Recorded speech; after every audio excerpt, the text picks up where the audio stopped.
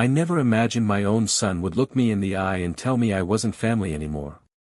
But that's exactly what happened when Mark, my 34-year-old son, stood in the doorway of the house I built with my own hands and delivered those devastating words.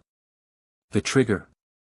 I'd asked to attend my grandson Tyler's birthday party, the same grandson I'd been helping raise for 8 years.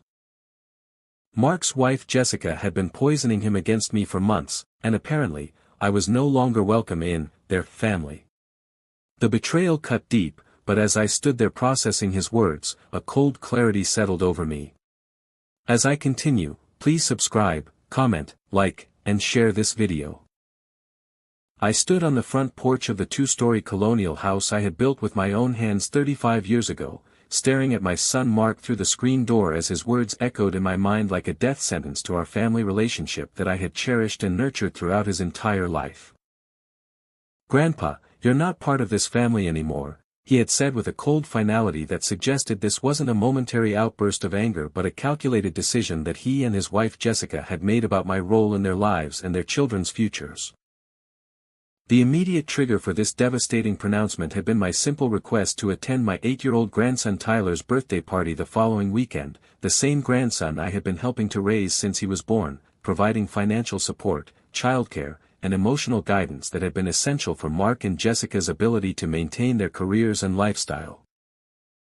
Mark's declaration that I was no longer family came after months of increasingly hostile treatment from Jessica, who had been systematically poisoning him against me with complaints about my interference in their parenting decisions and my old-fashioned approaches to discipline and education that she claimed were undermining their authority and confusing Tyler about family hierarchy and values.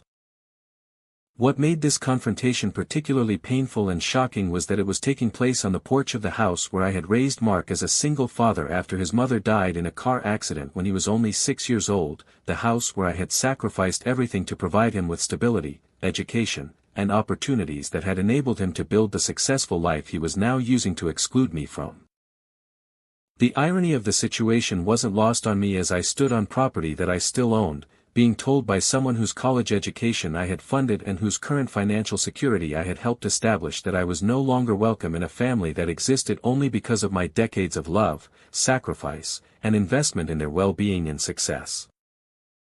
Mark had never been particularly assertive or confrontational throughout his childhood and young adulthood, which made it clear that this sudden hostility and rejection was coming primarily from Jessica's influence rather than his own feelings or conclusions about our relationship and my role in their family dynamics. Jessica had been gradually isolating Mark from me over the past 2 years since they bought their own house, using a combination of guilt manipulation and false narratives about my behavior to convince him that my presence in their lives was harmful to their marriage and their children's development rather than supportive and beneficial as it had always been throughout Tyler's young life. The most disturbing aspect of this confrontation was realizing that Mark seemed to have completely forgotten or dismissed the 28 years of single parenthood during which I had devoted my entire adult life to ensuring his success and happiness, often at significant personal and financial cost that had shaped every major decision I had made since his mother's death. As I looked at my son's face through the screen door, I could see Jessica lurking in the background of their living room, watching our conversation with obvious satisfaction at the success of her campaign to eliminate me from their family circle and reduce my influence on Tyler's upbringing and family loyalties. She had been methodically working to replace my role as Tyler's grandfather with her own father, who lived across the country but who she presented as a more appropriate and less problematic influence on their children's development and family relationships. Jessica's strategy had been sophisticated and gradual, starting with small criticisms of my parenting advice and escalating to major complaints about my controlling behavior whenever I offered financial assistance or practical support that had been welcomed and appreciated for years before she decided that my involvement was incompatible with her vision of their family independence and autonomy. The fact that Mark was willing to completely sever our relationship rather than stand up to his wife's unreasonable demands revealed how thoroughly she had manipulated him and how little he valued the sacrifice and dedication I had shown throughout his life, particularly during the difficult years after his mother's death when he had been my only priority and reason for continuing to work and build a future. Rather than arguing or pleading with Mark, which would only give Jessica more ammunition for her narrative about my inappropriate behavior and refusal to respect their family boundaries, I simply said, "I understand, Mark. I hope you're making the right decision for your family," and walked away from the house I had built and the relationship I had treasured more than any other aspect of my life for the past 34 years. The drive home to my apartment was emotionally devastating but also clarifying, as I began to process the full implications of what had just happened and started thinking strategically about how to respond to this betrayal and rejection that Mark and Jessica clearly expected me to accept without consequences or resistance to their unilateral decision about my family status. That evening, I sat in my study with the estate planning documents I had been updating periodically over the past decade, documents that currently left the majority of my assets to Mark and established substantial trust funds for Tyler and his younger sister Emma that would have provided for their college educations and helped them establish their own adult lives with significant financial advantages and security. The will I had been maintaining for years reflected my assumption that Mark and I would continue to have a close relationship throughout my remaining years, and that he would serve as executor of my estate while ensuring that my grandchildren understood and appreciated the love and sacrifice that had motivated my financial planning and asset accumulation throughout my working life. Now, however, Mark's declaration that I was not part of this family anymore had fundamentally changed the assumptions underlying my estate planning and forced me to reconsider who deserved to benefit from the wealth I had accumulated through decades of hard work and careful investment in properties and businesses that had been motivated primarily by my desire to provide for Mark's family and my grandchildren's futures. I spent several hours that night reviewing my financial statements and asset valuations, calculating the total value of the estate that Mark had just forfeited through his willingness to exclude me from family relationships and reject the grandfather role that had given meaning and purpose to my life for the past 8 years since Tyler's birth. The numbers were significant. Between real estate holdings, investment accounts, business assets, and life insurance policies, my estate was worth approximately $2.3 million, money that I had accumulated not for personal luxury or status but specifically to provide financial security and opportunities for Mark and his children that would give them advantages and choices that I had never had during my own working life. The house where Mark had just declared me unwelcome was sitting on property that I had purchased and developed, and the successful career that allowed him to feel financially independent enough to reject my family involvement had been built on the educational foundation I had provided through years of sacrifice and investment in his future potential and success. As I sat with my attorney's business card in my hand, I realized that Mark's decision to exclude me from his family had created an opportunity to redirect my legacy toward people who actually valued family relationships and understood the importance of maintaining connections across generations rather than severing them based on marital conflicts and power struggles that had nothing to do with the quality of relationships or the history of mutual support and love that had characterized our family bonds for decades. The next morning, I called my attorney, Robert Chen, and scheduled an emergency appointment to completely revise my estate planning documents in light of the fundamental change in my family relationships that Mark's rejection had created through his willingness to prioritize his wife's demands over his father's feelings and their shared history of mutual love and support.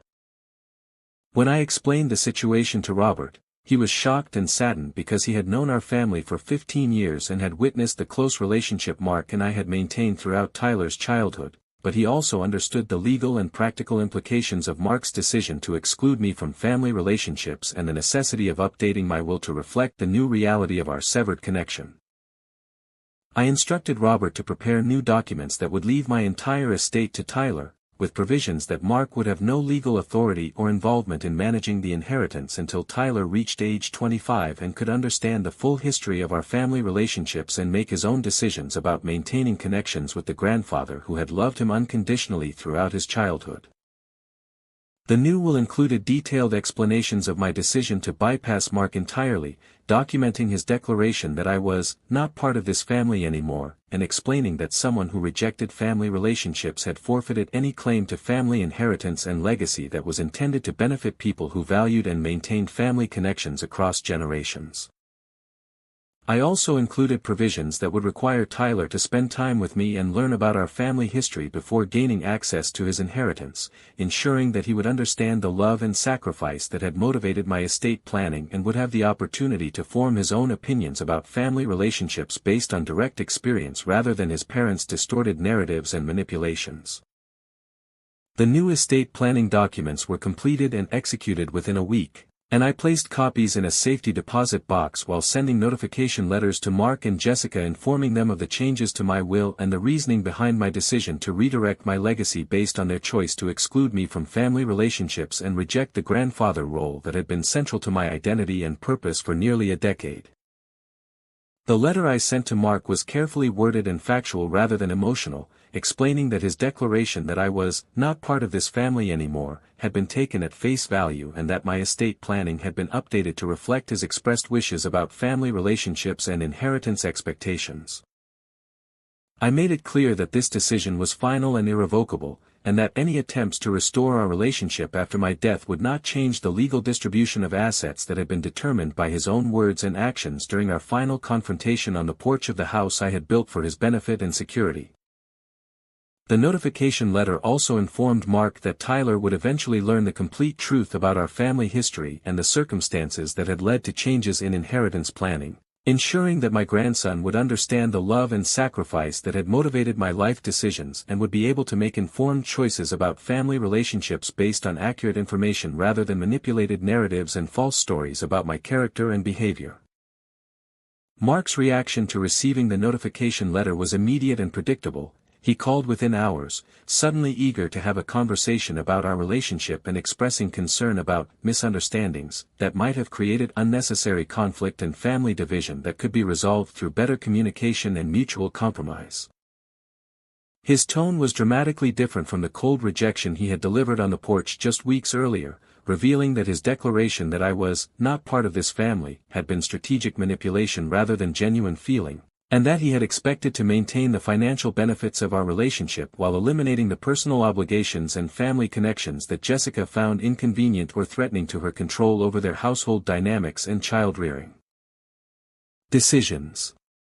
I listened politely to Mark's attempts to minimize the significance of his previous statements and his suggestions that we could work things out and restore our family relationship to its previous state of mutual love and respect, but I made it clear that his words had been taken seriously and that the consequences of rejecting family relationships were permanent and non-negotiable. I explained to Mark that declaring someone not part of this family anymore was not a statement that could be undone through apologies or changed circumstances, and that my estate planning decisions were based on his own expressed preferences about family relationships and inheritance expectations that he had communicated clearly and definitively during our final confrontation. When Mark began to panic about the financial implications of his decision to exclude me from family relationships, I reminded him that he had chosen to prioritize his wife's demands over his father's feelings, and that adults who make such choices must be prepared to accept the consequences of their decisions rather than expecting to maintain the benefits of relationships they have chosen to reject and destroy. The conversation ended with Mark's desperate promises to fix things and restore our family relationship, but I made it clear that his opportunity to choose family over marital manipulation had passed, and that my estate planning reflected his own priorities and values as expressed through his willingness to reject the grandfather who had loved him unconditionally throughout his entire life. Over the following months, Mark made several attempts to restore our relationship, including visits to my apartment, phone calls expressing regret about our misunderstanding, and invitations to family events that were clearly motivated by financial concerns rather than genuine desire for family reconciliation and emotional connection. Each of these attempts was transparently insincere and calculating, designed to manipulate me into changing my will rather than acknowledging the hurt and betrayal his rejection had caused or taking responsibility for choosing his wife's demands over his father's feelings and our family's history of mutual love and support.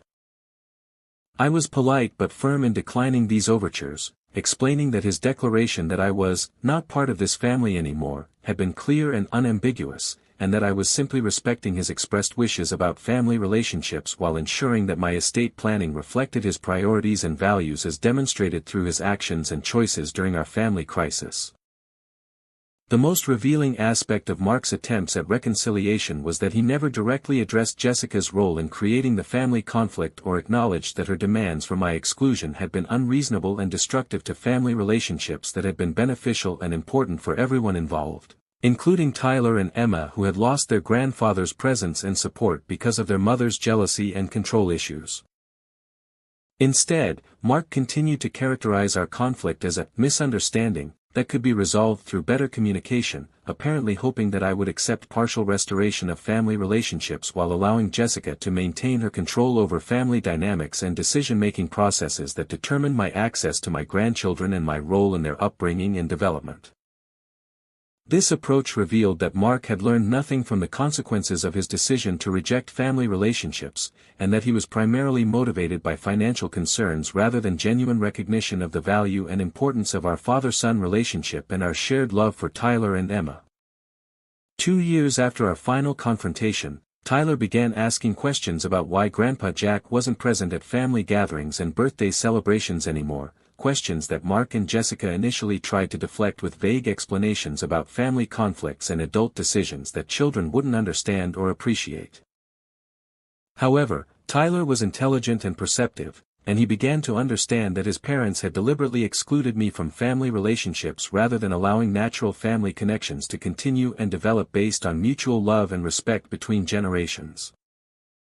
When Tyler started expressing desire to visit me independently and asking specific questions about our family history and the circumstances that had led to my absence from his life, Mark and Jessica realized that their manipulation and control tactics were beginning to fail as Tyler developed his own opinions and preferences about family relationships based on his memories of our previous close connection and his understanding of family loyalty and love that transcended parental conflicts and marital power struggles. Tyler's growing awareness of the situation created additional pressure on Mark and Jessica's marriage, as their son began challenging their narrative about my character and behavior while expressing clear preference for maintaining relationships with all family members rather than accepting artificial divisions and exclusions that served his mother's psychological needs rather than family harmony and well-being. When Tyler turned 10, he explicitly requested to spend time with me and learn more about our family history, creating a crisis for Mark and Jessica who could no longer maintain their false narratives about my harmful influence and inappropriate behavior without directly contradicting their son's own experiences and memories of our loving relationship. Faced with Tyler's growing independence and clear preference for inclusive family relationships, Mark made one final attempt to negotiate a compromise that would restore limited family contact while maintaining Jessica's control over family dynamics and decision-making processes. However, I explained to Mark that his previous declaration that I was not part of this family anymore had been taken seriously and permanently, and that my estate planning decisions were irrevocable consequences of his choice to prioritize marital manipulation over family relationships and emotional connections that had been central to our family identity and stability for decades. I also informed Mark that Tyler would eventually learn the complete truth about our family conflict and would inherit resources that would allow him to make independent decisions about family relationships based on accurate information and personal values rather than parental manipulation and control tactics that had damaged family bonds for temporary marital convenience. When Mark realized that his attempts to restore financial benefits while maintaining emotional distance were unsuccessful, he became angry and accused me of using money to manipulate family relationships, apparently oblivious to the irony of this accusation given that his entire approach to reconciliation had been motivated by financial concerns rather than genuine love or family loyalty. 5 years after Mark's declaration that I was not part of this family anymore, I received a call from Tyler, who had found my phone number and contacted me directly to express his desire to rebuild our grandfather-grandson relationship despite his parents' ongoing attempts to maintain family divisions and control his social connections and family loyalties. Tyler was now 13 years old and mature enough to understand family dynamics and make independent decisions about relationships that were important to his emotional development and sense of family identity and belonging. Our reunion was emotional and healing for both of us, as Tyler expressed his confusion and sadness about losing his grandfather's presence in his life, and I was able to explain the circumstances that had led to our separation while reassuring him that my love for him had never diminished despite the artificial barriers that his parents had created to serve their own psychological and control needs. Tyler's decision to restore our relationship created additional family conflict, as Mark and Jessica realized that their attempts to control family dynamics and eliminate my influence had failed to achieve their long-term objectives of replacing my role in their children's lives with Jessica's preferred family structure and authority patterns. Tyler began spending weekends with me, learning about our family history and developing his own understanding of family values and relationship priorities that emphasized loyalty, respect, and mutual support across generations rather than manipulation and exclusion based on marital conflicts and power struggles. These regular visits allowed Tyler to see the complete picture of our family relationships and understand the love and sacrifice that had motivated my life decisions, while also recognizing the artificial nature of the divisions and exclusions that his parents had created for their own convenience and control rather than family well-being and harmony. As Tyler matured and developed his own opinions about family relationships and values, he began questioning his parents' decisions and expressing clear preferences for maintaining connections with all family members rather than accepting divisive narratives and exclusionary practices that served no constructive purpose for family unity and emotional development. Mark and Jessica's attempts to maintain control over Tyler's family loyalties became increasingly difficult as he developed independence and critical thinking skills that allowed him to evaluate family dynamics objectively rather than accepting parental manipulation and false narratives about family relationships and history. When Tyler turned 16, I began sharing more detailed information about our family's financial planning and inheritance decisions, helping him understand the connection between family relationships and legacy planning while ensuring that he would be prepared to manage significant financial resources responsibly and ethically.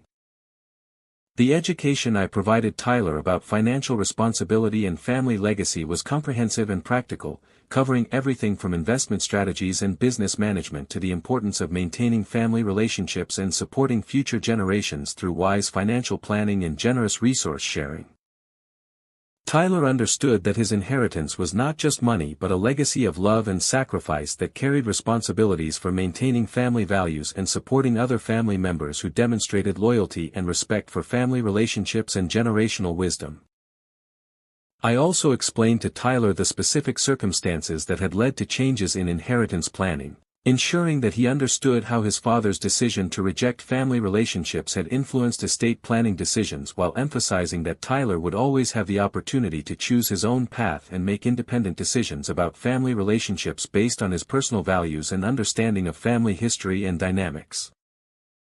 When Tyler turned 18, I formally introduced him to my attorney and financial advisors, ensuring that he understood his future inheritance responsibilities while also providing him with the education and resources necessary for managing significant wealth and making positive contributions to family well-being and community development. Tyler had grown into a mature and thoughtful young man who understood family values and appreciated the importance of maintaining relationships across generations while also respecting individual autonomy and decision-making authority that allowed family members to choose their own paths and priorities. His approach to family relationships was inclusive and generous, seeking to heal divisions and restore connections rather than maintaining artificial barriers and exclusions that served no constructive purpose for family harmony and emotional well-being. As Tyler prepared for college, he expressed interest in pursuing studies that would prepare him for responsible management of family business interests and charitable foundations that I had established to continue our family's legacy of community support and generational resource sharing. His commitment to family values and social responsibility was evident in his academic choices and extracurricular activities, and I was confident that he would use his inheritance wisely and ethically while maintaining the family relationships and community connections that had been central to our family identity and values for multiple generations. Tyler also began facilitating conversations between me and his younger sister Emma, who had been too young to understand family conflicts during the initial separation but who was now old enough to form her own opinions about family relationships and make independent decisions about maintaining connections with her grandfather despite her parents' continued attempts to control family dynamics and loyalty patterns. 10 years after Mark's declaration that I was not part of this family anymore, both Tyler and Emma had developed close relationships with me despite their parents' ongoing resentment and attempts to maintain control over family connections and inheritance expectations that no longer reflected the reality of our family relationships and dynamics. Mark's realization that his decision to reject family relationships had cost him any claim to family inheritance while his children had chosen to maintain connections with their grandfather created ongoing tension in his marriage and family life, but also demonstrated the long-term consequences of choosing manipulation over love and exclusion over inclusion in family relationship management. Jessica's attempts to replace my influence with her own family connections had largely failed as Tyler and Emma matured and developed their own preferences for family relationships based on direct experience and personal values rather than parental manipulation and control tactics. As I approached my 80th birthday, I reflected on how Mark's attempt to exclude me from family relationships had ultimately strengthened my connections with my grandchildren while teaching important lessons about the consequences of rejecting family love and loyalty in favor of marital manipulation and temporary control advantages. Tyler had grown into a successful young man who understood family values and was prepared to continue our family's legacy of love, generosity, and community support through responsible management of inherited resources and commitment to maintaining positive family relationships across generations and life transitions. Emma was following a similar path of maturity and family loyalty, developing her own understanding of family values while maintaining close relationships with her grandfather despite ongoing parental attempts to control family dynamics and inheritance expectations. Today, 15 years after Mark declared that I was not part of this family anymore, I understand that his attempt to exclude me from family relationships had ultimately demonstrated the difference between people who value family connections and those who treat family relationships as disposable conveniences that can be discarded when they become inconvenient or challenging.